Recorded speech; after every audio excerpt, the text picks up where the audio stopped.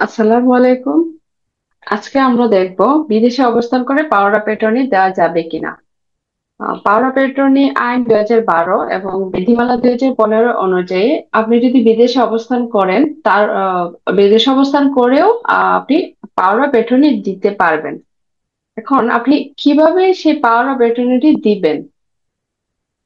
Power of attorney সংক্রান্ত আইনটি, বাংলাদেশে যে আইনটি আছে সেই আইনটি সম্পর্কে সুস্পষ্টভাবে ধারণা আছে এমন কাউকে দিয়ে আপনি যে বিষয়ে পাওয়ার অফ অ্যাটর্নি দিতে চান সেই দলিলটি লিখে আহ, লিখে দূতাবাসের সংশ্লিষ্ট কনসুলেটের সামনে স্বাক্ষর করে এবং প্রত্যয়ন করে আপনাকে দেশে পাঠাতে হবে সেই পাওয়ার অফ অ্যাটর্নিটি।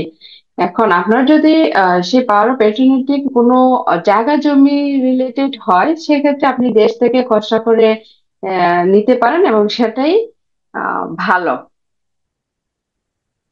এরপর পাওয়ার অফ অ্যাটর্নিটি বাংলাদেশের পররাষ্ট্র মন্ত্রণালয়ের একজন সহকারী সচিব কর্তৃক বা কনসুলারের মাধ্যমে আপনাকে সত্যায়ন করে নিতে হবে।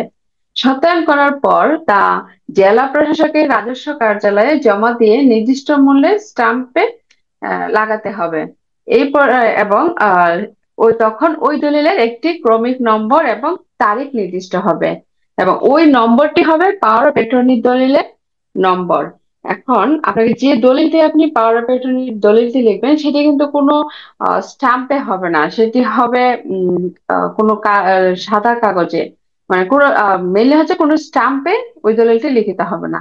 এখন আপনি যখন জেলা প্রশাসকের কার্যালয় থেকে একটি নাম্বার পাবেন এবং তখন আপনাকে যে কাজটি করতে হবে যে রেজিস্ট্রেশনের জন্য, দলিলটি রেজিস্ট্রেশনের জন্য আপনাকে আপনার সংশ্লিষ্ট সাব রেজিস্ট্রারের কার্যালয়ে প্রেরণ করতে হবে।